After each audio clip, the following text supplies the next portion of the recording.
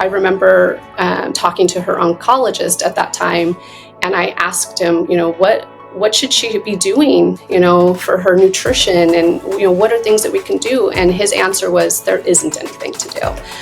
There's nothing that we can do to make this better. This is not curable. Really, we're just trying to figure out how to make her as comfortable as possible in the last part of her life. Shifted her nutrition completely, and in a little bit we'll get into all kind of my pillars of what I teach people, but we really changed things for her. And in 3 months after her initial PET scan, the very next PET scan was completely clear of all cancer. There was no sign of any of the tumors anymore. Is something standing between you and your happiness? It was for me. I had to face my depression and the constant negative self-talk. Therapy helped me realize I deserve to be happy. That's why this podcast is called I Choose Health, because I made the choice to heal, and I want to share that with you. It's Men's Mental Health Awareness Month. 60% of you who are watching this podcast are men. And brothers, it is time to take care of yourself. As a gift to you, we've partnered with BetterHelp as our sponsor to help you start your own healing journey. We all face moments when life feels overwhelming, whether it's stress, anxiety, or just feeling stuck. Talking to someone can make a real difference. And that's where our sponsor BetterHelp comes in. BetterHelp offers professional online therapy that's convenient, affordable, and entirely on your schedule. You can connect with a licensed therapist by video, phone, or even chat, whatever works best for you. Let our sponsor BetterHelp support you on your journey to better mental health. You can get 10% off your first month by going to betterhelp.com/iChooseHealth. That's betterhelp.com/iChooseHealth for 10% off your first month. Take the first step toward feeling better today. All right, so today's guest is someone who bridges the gap between performance, medicine, and deep personal healing. She's a former athlete, certified personal fitness coach, and a nurse practitioner with over 15 years of clinical experience. But what makes her story extraordinary isn't just her resume, it's the turning point that changed everything. In 2017, her mother was diagnosed with stage 4 metastatic cancer. The prognosis was grim, but she refused to accept it as the final word.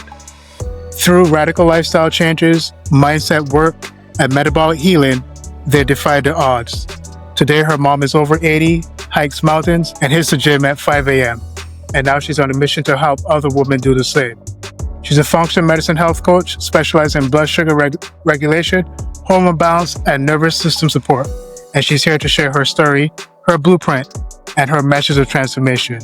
Nancy Stark, welcome to the I Choose Health podcast. Thank you so much, Stefan, for that introduction. I'm so happy to be here and talk about my journey through health with you. So yeah. So for me, I feel like I've always been, in health and wellness in some way. When I was a kid, like you said, I was an athlete. I did acrobatic gymnastics, which was a pretty cool thing to experience as a kid. We stacked on top of one another and, threw each other up into the air. So kind of like Cirque du Soleil, if you've ever seen a Cirque du Soleil show. We did that competitively. And so it was amazing. Now, I have to say, I was not naturally talented in this sport whatsoever. I was pretty bad and pretty afraid, actually, going in. And I had many coaches over the years tell me that I should just quit because it wasn't coming easy for me. But I had an amazing coach.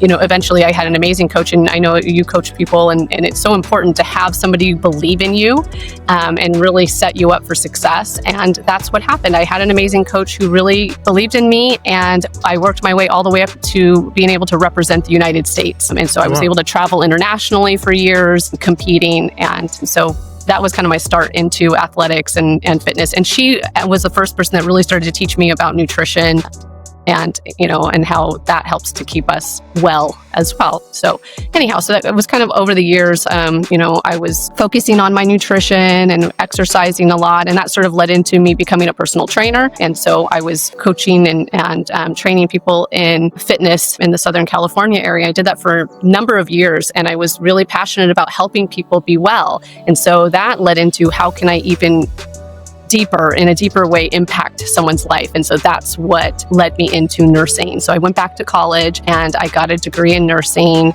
I became a nurse practitioner, so did clinical nurse practitioner work. And I was so excited at the beginning of that time period in my life. I thought I was going to help people be well and support people in a positive way. And I'm sure, as you know, and your audience knows, just, being within Western medicine and going to see your doctor, it isn't really about wellness at all.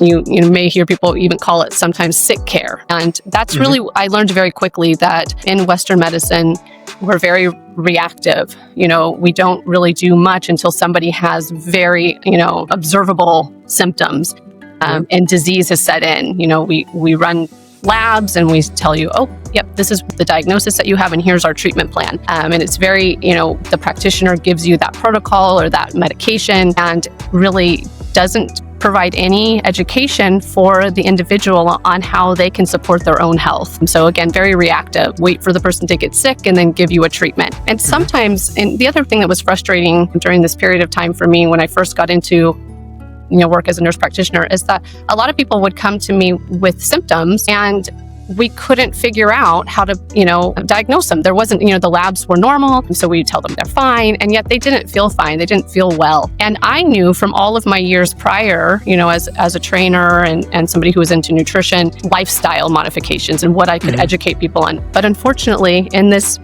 framework, we're given 10 minutes at most with each person, with each patient. And there's not space for wellness within Western medicine, really. Lack of time to be able to help educate people and give them direction. And then if they don't fit into a certain diagnosis, box, then there's nothing really wrong with them. So it didn't fit my desire to help people be well. So I struggled with that for years, but what you're going to do? I kept plugging along and doing what I could, in terms of, the education that I could provide for people. But like you said, in 2017, a huge turning point for me was when my mom was diagnosed with stage 4 cancer, breast cancer that had metastasized into her bone, muscle, lung. She couldn't even lift her arm up, because the tumors were wrapped around blood vessels and muscles in her arm. It was a pretty poor prognosis. It was an inflammatory breast cancer, which is very invasive. And I remember talking to her oncologist at that time, and I asked him, what should she be doing for her nutrition and what are things that we can do? And his answer was, there isn't anything to do. There's nothing that we can do to make this better. This is not curable. Really, we're just trying to figure out how to make her as comfortable as possible in the last part of her life. And I mean, for me, it was shocking. I had lost my father to lung cancer when I was 10 years old. So my mom and I were very, very close. And I couldn't accept that answer that there was nothing that we could do. So we sort of dug into, the medical literature and looked to see all the different things that we could do lifestyle wise. I found a different doctor because I really think, going back to what we said earlier, to have a coach or a person who really believes in you is so important. And so I couldn't fathom sticking around with a doctor who said, there's nothing, just the mindset, there's nothing to do. We'll just try to make her comfortable. And so I found a doctor. He was also an Western medicine oncologist, but really saw things kind of from a different perspective and utilized a lot of lifestyle and really even utilized medication in a different way. He didn't give her the standard high dose chemotherapy. He gave it in what they call microdosing or metronomic style chemo, which is much smaller dosing weekly. So a person can tolerate it much better. So she was able to tolerate the medication really well. But what was really impactful, and I think what really turned around her health, was the lifestyle. We just shifted her nutrition completely. In a little bit, we'll get into all kind of my pillars of what I teach people, but we really changed things for her. And in 3 months after her initial PET scan, the very next PET scan was completely clear of all cancer. There was no sign of any of the tumors anymore. And it was, we couldn't believe it. My husband's also in the medical field, and we were going around showing the report to doctors, and what do you think? And everyone was like, I don't know, it's a miracle. And I do think, that everyone's walk with illness is different. But I do think that her mindset and her drive and her ability to find purpose in her life, I actually, within a couple of weeks of finding out that my mom was diagnosed with cancer, I found out I was pregnant. And that, I think, just kind of lined up perfectly for my mother to feel like there was purpose and she was excited for this and she wanted to be well to see her grandchild. And so I think that was really important as well. Anyhow, that really kind of shifted my mindset that, lifestyle is so important, and we don't just get an illness and, that's it, and hopefully the medication works. And if it doesn't, then I guess we were unlucky. I believe that what we do, the walk that we take, the path that we take is so impactful for our health. And so I started really researching about metabolic health, your metabolism, your mitochondria, cellular health, right? Because we're made up of, trillions of cells. And so the health of each of these individual cells, and what does that mean for our whole organism, the health of our whole being. And what I started to realize is that a lot of, maybe all, I don't know, chronic disease is a metabolic issue. When our cells are sick, disease sets in, and that disease could be different, right? It could be manifested in different ways for different people. It could come in as cancer, or come in as heart disease or dementia. It could come in even just with symptoms initially without a diagnosis, right? Like anxiety, bloating, acne, fatigue, all of that kind of comes back to a problem with our cells being sick. And what causes that? So many different things. So many different things could cause that.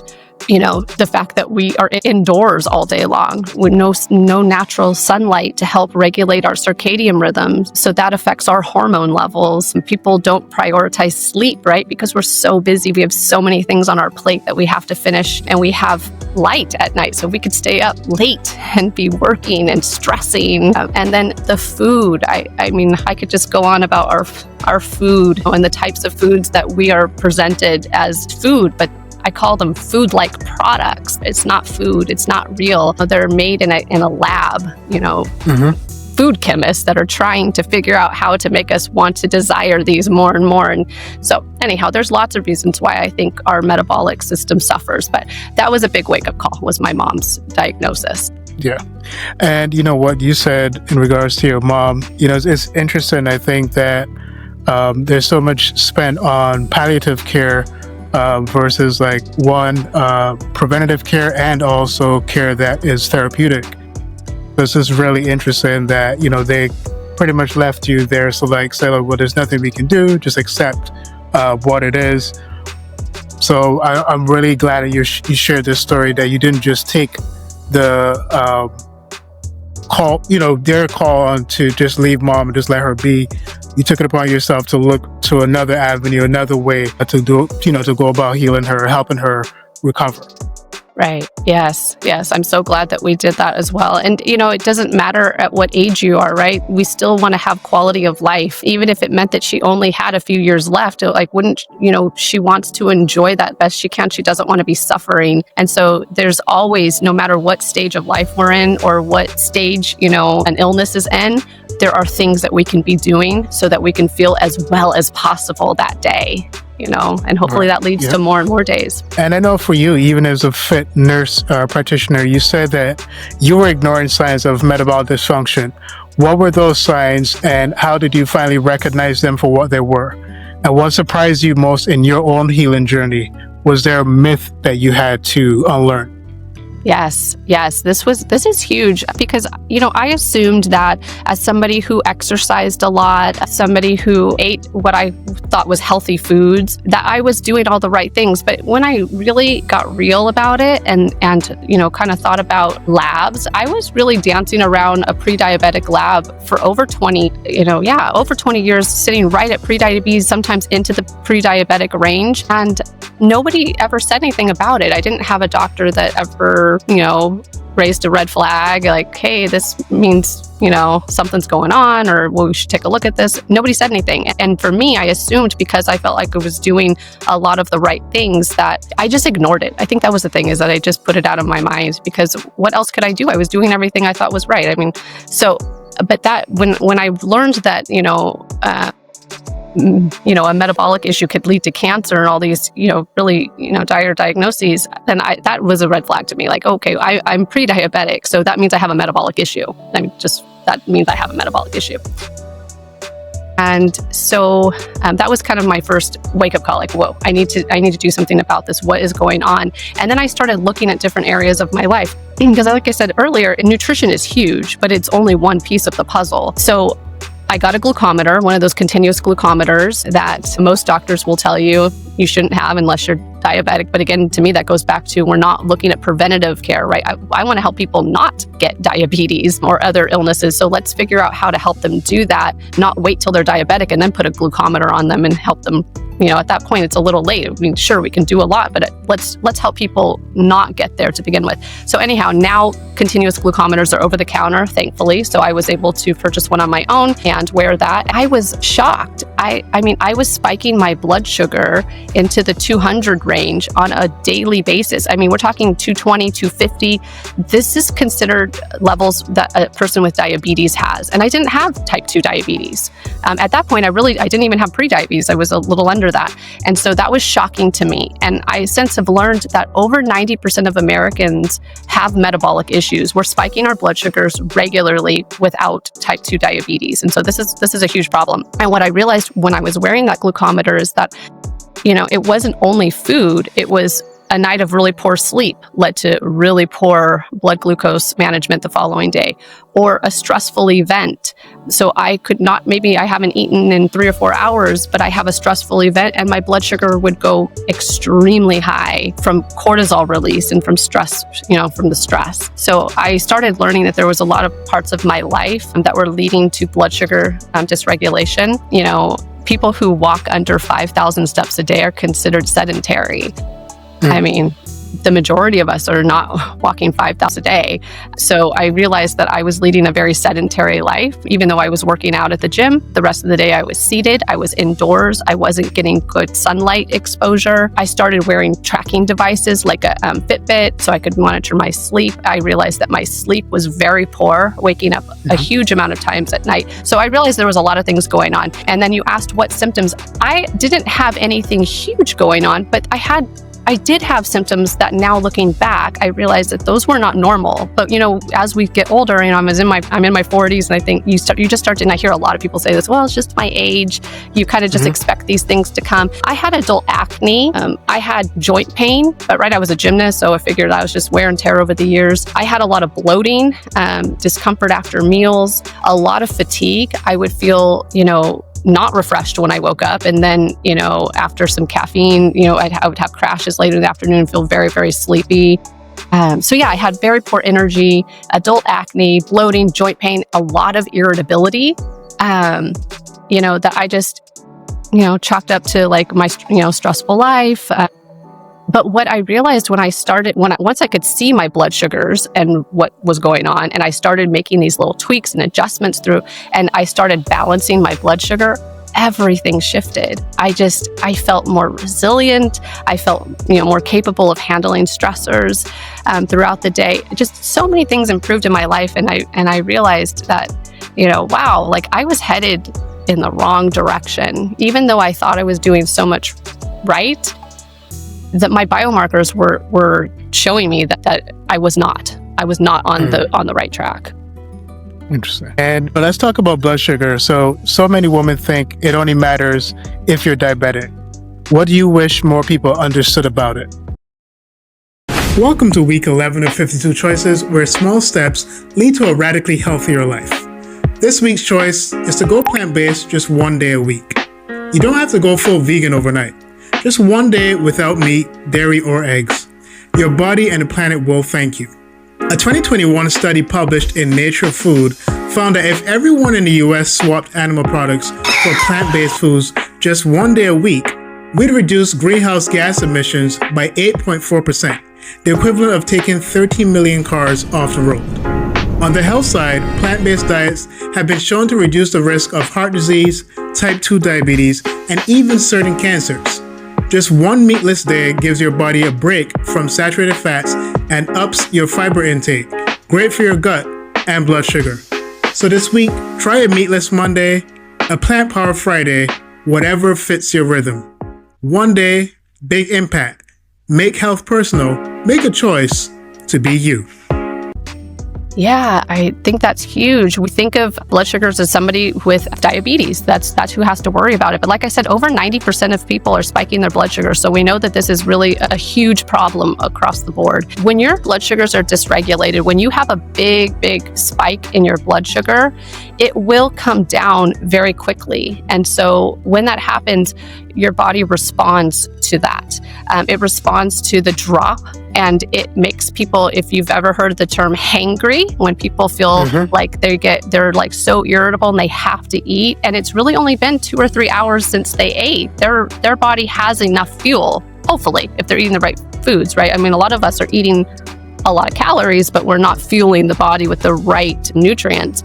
And so, but anyhow, when you have those big spikes, the crash is what makes people feel terrible. So people get irritable. They feel like they must eat. They feel sometimes shaky or sweaty. And that irritability affects people's lives in terms of being able to handle stressors, the way they react to their children, right? Or the way they react to their spouse or people at work, because they have irritability from these big spikes and crashes. And then that dysregulates our hormones. Our hormones are messengers. And so, when we're constantly overwhelming our cells with glucose, whether that's coming in from us, eating certain foods that's spiking, or our stress levels that are making our liver dump sugar into the bloodstream as well, our cells become inundated with that glucose, and it damages the cell. It damages, the mitochondria, and we don't produce good energy that way.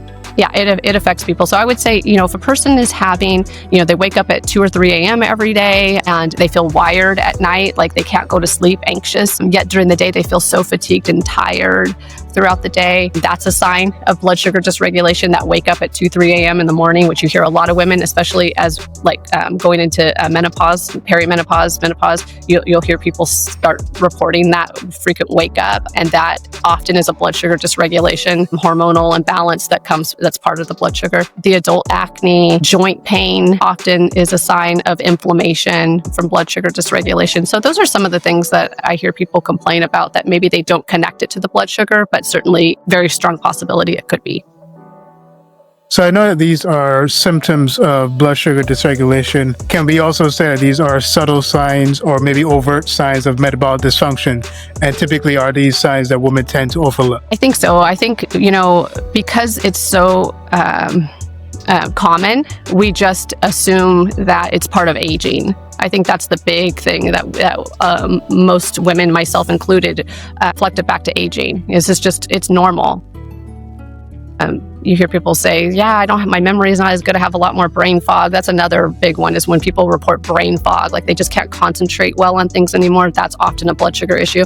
But yeah, I think that's where we, because it's so common, we just assume that it's normal and that it's part of aging. Sure, we don't have the memory that we had when we were 20, when we're 50, that's normal. Our brain is just aging, but I don't think so. I think that we could have really strong cognition. Dementia is huge now, right? So many people suffer from dementia and cognitive problems that we didn't see 100, 200 years ago. And I think the metabolic dysfunction is becoming more and more prevalent because of our really harsh lifestyle that we have. Kind of like that technology is so helpful and it's so convenient. It gives us a lot of tools, but it also puts us in a lifestyle that maybe we weren't necessarily meant to be in, where we're just kind of sedentary. We don't move around. We don't even interact with people as much, right? We're on digital means of interacting and texting. We're not really communicating with our community outside in the sunlight and those real connections. So all of this convenience, I think, is making our cellular health suffer big time. Now, if someone's feeling overwhelmed by where to start, what's one small, powerful change that they can make today? I think, setting up your circadian rhythm, like really balance, like kind of setting routines for yourself every day and just starting with one routine. So I usually have people start going to bed and getting up at the same time every day, because that's just a very easy thing to do. It's simple. I shouldn't say it's easy. A lot of things that I talk about are very simple, lifestyle related, right? They're not complicated. but they're not always easy to do because we have habits set in and, we want to be scrolling on our phone and relaxing with a, Netflix show before bed. But that light, that blue light coming into the eyes is very disruptive. And there was a study that indicated just one bright light before bed, it diminished melatonin production by like 90%. I mean, that's huge. And that's just one bright light before bedtime. And yet many of us are looking at our phones, the TV, we have bright overhead lights up until very late, really close before we go to bed. And that is going to affect your sleep. So my first step would be to have the person go to bed at the same time every single day and get up in the morning at the same time, weekends included, within maybe about 30 minutes, so that you can start programming your brain to be releasing specific hormones that help you sleep and help you feel awake at the right times. So I think that is a simple thing to start with, is to be consistent with that. Another thing that I think is really important around meals is to consume protein at every meal, protein and fiber. This is going to help balance blood sugars naturally. It's going to help satiety. And so I think that is really important, to have 3 meals a day. Try not to stack between meals because that just makes the blood sugar up and down, up and down.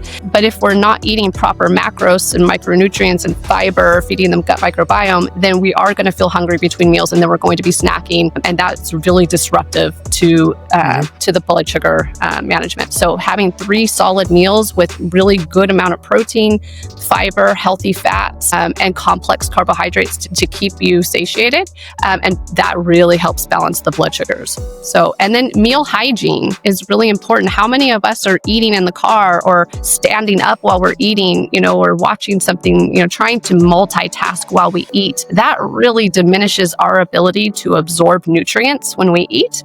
And so I have all of my patients and clients sit, just take 10 to 15 minutes. It doesn't take too long, but we call it meal hygiene, where you sit, you take some deep breaths, you relax, and you eat slowly. Smell your food. Even smelling your food helps to release enzymes that are going to break down your food better. There's so many things you can do. I think these are just a few kind of small changes that we can start that really will help to balance the blood sugar. But I would say probably the biggest one for me, the overarching, concept, is our mindset around all of this. And that we can make the changes, and that we are in the process of healing ourselves and becoming well. I think as a gymnast, they always told us, wherever your head goes, your body will follow, and that meant like if you looked at the floor, you're probably going to fall, like keep your head up. But I think that goes beyond that, and is really like whatever we think, whatever our belief is, that's going to follow. And I think for my mom, when she was working through her cancer diagnosis, she believed she could heal. Even though that doctor told her it's impossible, she believed so.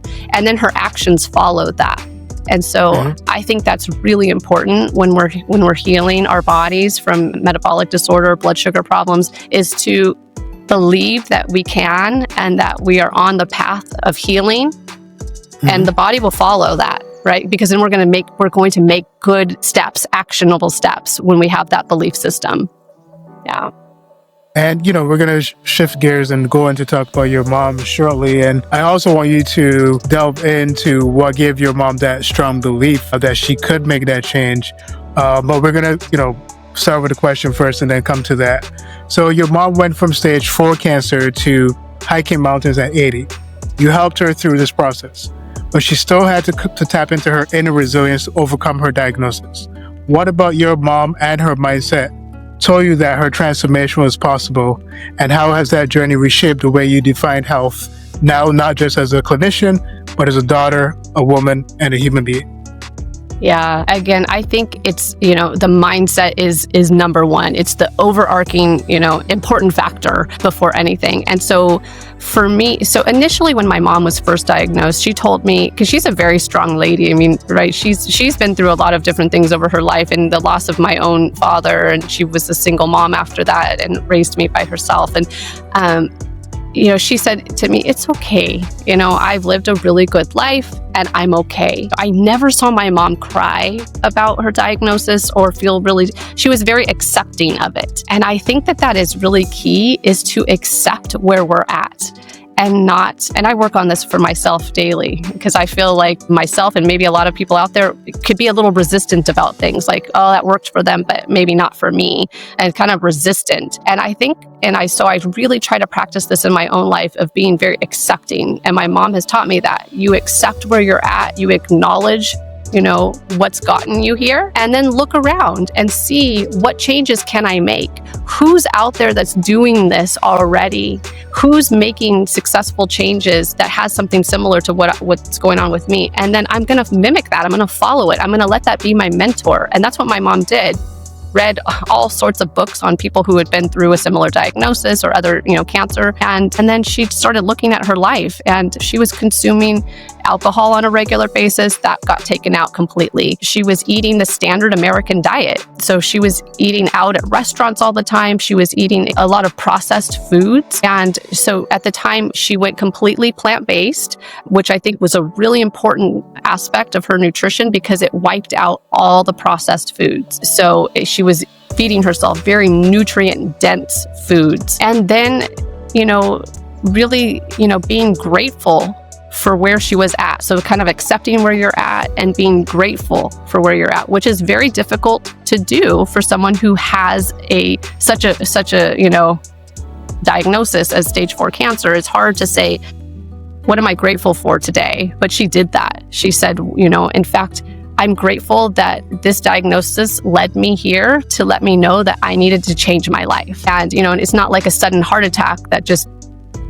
would take you out maybe, right? And you don't have a chance to make changes. But this was, cancer could be more slow growing and give you an opportunity to make some changes. And that's what she did. So yeah, she changed her nutrition. She got rid of the alcohol. She hydrated her body, and she started moving her body and putting muscle on. And it wasn't easy for her to do initially, right? She was sick with cancer, and then now feeding herself medication and treatments that are also toxic to the body. Mm-hmm. So it wasn't easy, but she showed up every day. And I think that's a really important part to let people know. And for me, this is something that I really show up every day, even when you don't feel like it. And maybe it won't be 100%, maybe it won't be perfect that day, but the point is that you showed up and you're here. Yeah. And my mom did that. My mom didn't always want to be cooking her food. She wasn't well, but she did. She said, I have to cook my food every day so I can nourish my body. And she did that. So I think that's huge, is to show up, even if it's not going to be perfect, and show up every day. The consistency will win every time.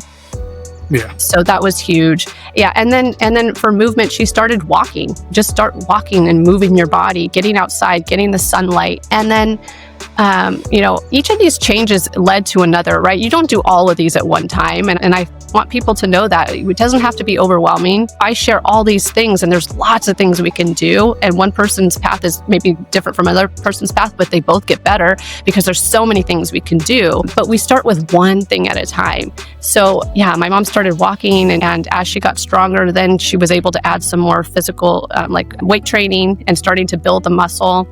And so, yeah, now my mom lives really close. She lives down the street from me because we both grew up in the San Francisco Bay Area, and I had moved out to Southern California years before, but she ended up moving here shortly after I had my baby, who is now 7, and she lives very close to me. And so she's my workout buddy now. She keeps me accountable for my own workouts. So we get to the gym at 5 a.m. 3 days a week, and we're lifting weights. And she's, like I said, she's 82, and you can see the muscle developing.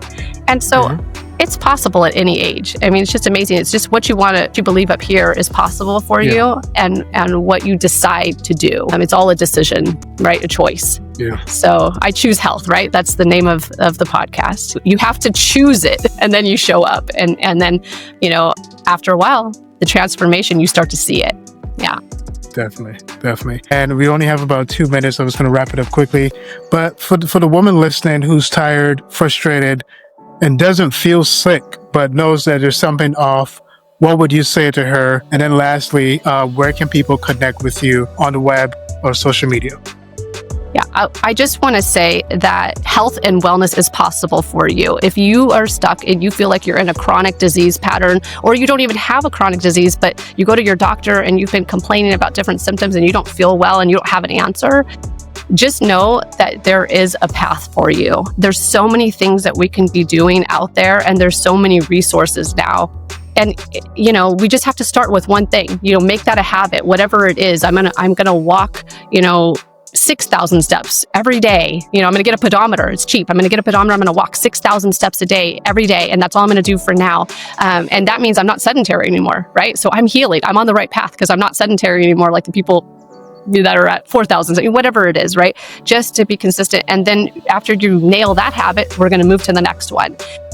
So I just want to let you know that you deserve to be well and to feel amazing and at your best, and it is possible. So you just got to stick with it. Keep listening to things like this, so you can be inspired and keep learning. And if anyone ever wants to reach out to me and learn more about metabolic health and how you can feel amazing, I feel better in my 40s than I did in my 20s. So it's possible. You definitely reach out to me and share your story. Would love to connect. And the easiest way to reach me is on Instagram, NancyStark_wellness. And that would be the easiest way, just to send me a message. And I would love to hear your story and connect with you and work with you and help inspire you, because it's all possible, right? It's just a choice. So you just have to take that first step and reach out. Well, Nancy, thank you so much for sharing your story with us. It was definitely inspirational. And I've seen the photos of your mom, just see where she's at right now. So it's definitely inspiring. For me, who also has parents who are a little bit up in their years, they're not in their 80s, but they're closing in on 70. So they're at that stage where with, certain conditions here or there. So it's definitely still inspiring to see where they can go to. And even for us who are even younger, where we can go as well. So Nancy, thank you so much again for this, sharing your story. And for those of you who are watching, I hope that this was inspiring to you and is giving you a new perspective on health. 7% of you who are watching are not subscribers yet. So please go ahead, subscribe, hit that subscribe button, and then also hit that notification bell so that you guys can be notified anytime that we drop a video. So again, just remember that choosing health is about choosing possibility, purpose, and power. And it's really about choosing you. So we're just really thankful again for you to tune in, and hopefully see you guys next week. Thank you, Stefan. All right.